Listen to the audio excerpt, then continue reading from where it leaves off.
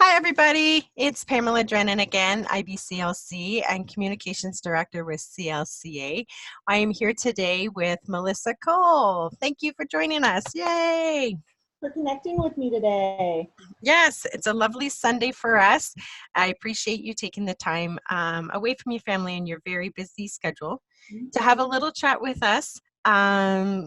With the participants of the CLCA conference coming up, and anyone else listening who wants to learn a little bit about Melissa Cole before we go into the 2019 CLCA conference. I'm getting excited about the conference. I am too. I am too. I've never attended a big in-person conference, so this is really exciting. Yeah, I've done all the online conferences for the last few years, so this is not only have I not planned one, I've never attended one, so this is a lot of firsts for me. First, yeah. Yeah.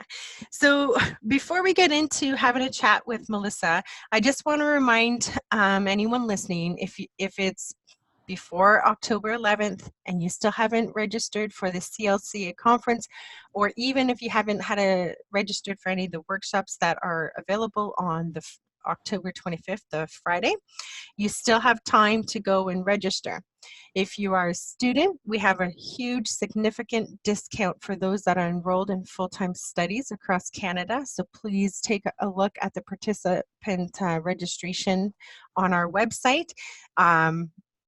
Because I think you'd really like that heavy discount at this time. We also have a discount for the BC registration as well too. So have a look at the registration on the CLCA website to see how you can save yourself some money as well too. And the time is ticking. We only have until this Friday, October 11th, to be able to jump in on that opportunity for everyone. So Melissa Cole, she will be doing a presentation with us on the Saturday morning, and she'll also be part of the case study panel discussion. So that will be really exciting. And Melissa is doing a speaker presentation on latching babies that are having some difficulties with mom and baby. So Melissa, before we get into talking about your presentation though, one of the things I've been doing for the delegates and the participants of this conference is just getting the speakers to tell us a little bit about yourself and kind of what, where did your interest in maternal child health come from? I see that you have your degree in maternal child health, and your interest in lactation, and just kind of that journey. A little meet and greet. Well, yes, so my bachelor's is in maternal child health and my master's is in clinical herbalism. But actually, my original undergrad work and all my studies before children was in a totally different field. It was in Japanese culture and linguistics and had nothing to do with human sciences. But when I was pregnant with my first child 18 years ago, I realized I was fascinated with everything birth and baby. And so I just switched gears and I really got involved with organizations like the Leche League. I was a leader for many years. I worked for about 4 or 5 years at our county health department in the WIC program. I worked towards becoming a lactation consultant. Back then, the pathways were very, very different. It took me about 7 years to get my necessary prerequisites, something like 6,000 hours. It was just different back then. So after I sat my board, I went into private practice. And I've been in private practice in the Portland, Oregon area for a little over a decade. And it's very rewarding work, but very different than what I did before kids. Yes, that I haven't met anyone yet that's been in linguistics. And I know I can hardly pronounce it anymore either. I'm like, maybe I need some of that help today. Yeah, so that's quite the change in the career for you. Yeah, and some of the other speakers that I've talked to, a lot of them had a little personal connection to becoming an IBCLC, and I still find that super fascinating every time you talk to an IBCLC, how there was some kind of turning point with their own experience with their birthing and with their lactation experience. So, and nevertheless, it also was part of your journey as well too. So. definitely. Yeah. Yeah. It sounded, so it does sound like there's been a lot of change in the certification and the writing. Absolutely. I have 6,000 hours. I Whoa. know. I have an intern now, and she's, just trying to get through 300. And I think, oh my gosh, I worked on it for years and years. And it's, as we know, it's a system-wide problem in terms of barriers to pathways. And, Hmm. we definitely need more advocacy work around that. But that's a different topic for a different day. Yeah. Yeah, but it has changed quite a bit. And so when you started with your private practice, was there a turning point that kind of steered you towards how you became more involved in the neonatal oral motor development and process? Because Yeah, we don't really jump right into that once we right. become a private. Well, I think that, at least in my community, what we tend to see in private practice are a lot more complex cases, I think, right? I think, at Mhm. least for many families, they start where their insurance will cover where they delivered. And it's not that most people want to pay out of pocket, right, initially for care in the United States. And so for families, I think, that have exhausted a lot of their options, they often will seek private practice care. And I think that we tend to see more complex cases trickle down. And of course, that's not true across the board. Mhm. Um, but I think it was in working with a lot of cases that just really had me scratching my head and thinking, what else do I need to know to better help these families? And that's where learning more about oral motor function and different aspects of infant feeding really, I think, helps me do my job better. And some of that will be discussed in my presentation for Mhm. CLCA, and so I'm excited about that. I'm so excited. I am professionally very excited. I have some families that I'll be keeping in mind as I listen to your presentations, and excited to get back home to be able to follow up with what I can learn and take from Mm. from the conference, and better improve the clinical work I do with these families. Right, and that is the title. It's called Beyond the Basics of Latch When Basic Support Strategies Are Not Enough. And it is a compilation of a few different case studies. And it really helps clinicians, I think outside the box a little bit, Hmm. critically think about tools and techniques, and really challenges us to um, think outside the box when we are working with cases that tend to challenge us. Hmm. Hmm. And then I think that a lot of IBCLCs, like when we have these deep challenges, and we know that we are specialists, we know quite a bit, Yeah. but in the same breath, we realize, wow, there's so much more to learn. Well, and that's just it. I used to teach a college level lactation program, and when my students finally said, "Oh my gosh, I just don't know anything," I thought, "Okay, you can pass now. You can graduate." Really, when you get to a point where, yes, you're confident in your skills, but there's always more to learn, and we have to remain humble and thirsty for knowledge all the time. Oh, I'm just going to pause.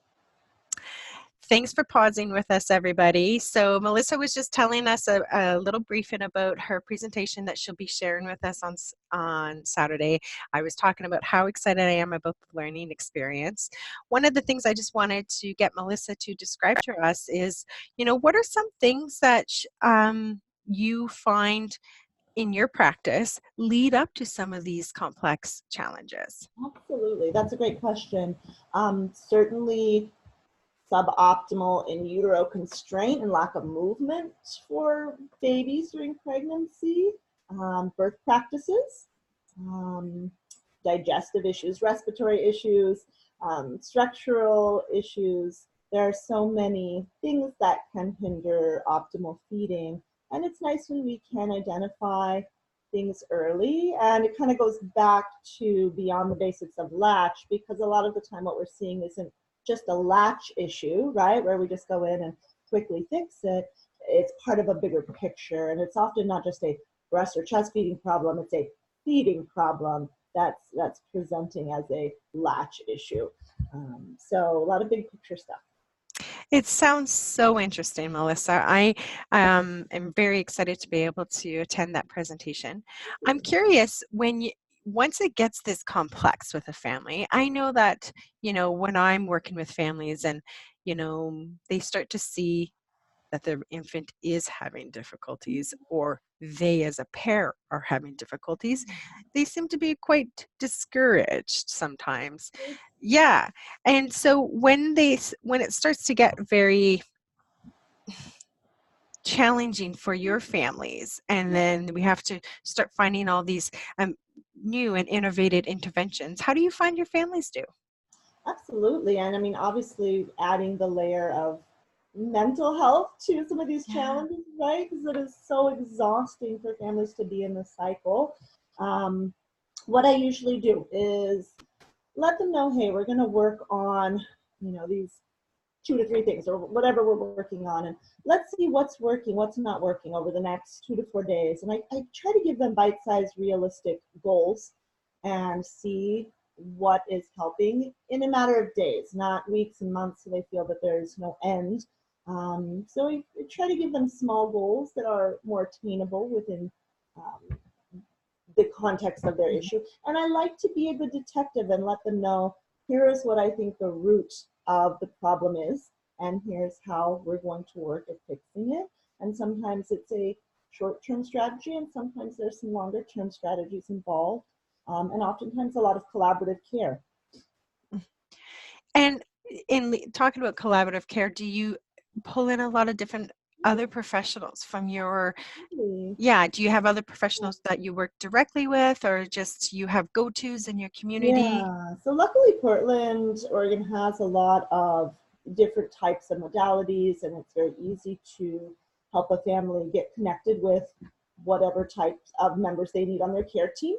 And I always encourage anyone, no matter what community they're in, is to find your team, right? You have to have different providers that you can collaborate with, because it does often take a team approach. Yeah. No one clinician can be everything and do everything. Yeah, for sure. Yeah. One of the other things that you do, which won't be like talked about at the conference, is that you're a herbalist as well too. I And am, yeah, I've done herbs probably longer than I've done lactation related work. So. is that right? Okay, because I was just going to say, how did the herbalist tie come in once you Oh, were an IBCLC? So it was the reverse then for you. back in the day, my mom made me drink lots of herbal teas. No, but it's been a part of my own health care and that of caring for my family. And in practice, it just blends so well, right, with lactation work and women, infant, child health. And so for the families that would like to know more about that or wrap it into their care plan, I'm always happy to do that. And with herbs, just because something's natural doesn't mean it's safe. And so it really is like anything else, having a very personalized, individualized approach to botanical medicine is, I think, my favorite way to go. The families in your area are very lucky to have someone so skilled, so holistic, you really truly are the person that blends the art and the science of healthcare. And I think that your families are so very lucky.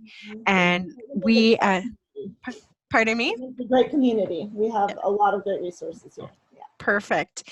And I think as delegates and the participants of the conference, that we're so lucky to be able to have someone who uses all sides of the holistic approach to lactation care as well too. And just before we go, we are going to, like we mentioned, we're going to have that case study panel discussion. Is there anything?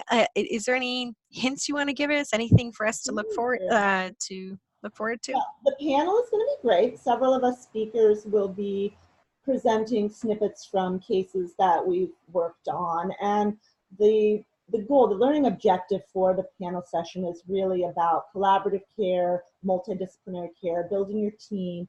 And so each of us will be discussing about a case that we have collaborated with another professional, and what does that look like? How do you have this team approach? And so that's going to be, I think, the main goal of the panel is to really get a wider view of how to collaborate and work as a team. Oh, that's excellent. Yeah. Have you been to Richmond, BC before? Not Richmond, a few other areas, but I'm excited. I bet it's beautiful right now. I can't wait. I haven't been either, so I'm so excited. Yeah. So Yeah. for everyone out there who is listening, remember you can go, if it's before October 11th, go register for the conference, go take a look at the workshops that are available. The participants who register for the workshop will get a discount code for Air Canada if you have to travel in, so take advantage of that. The Westin has rooms available for everyone. So we're really looking forward to being able to showcase the conference to everyone. So take care, everyone. Thanks, Melissa. Pamela, bye.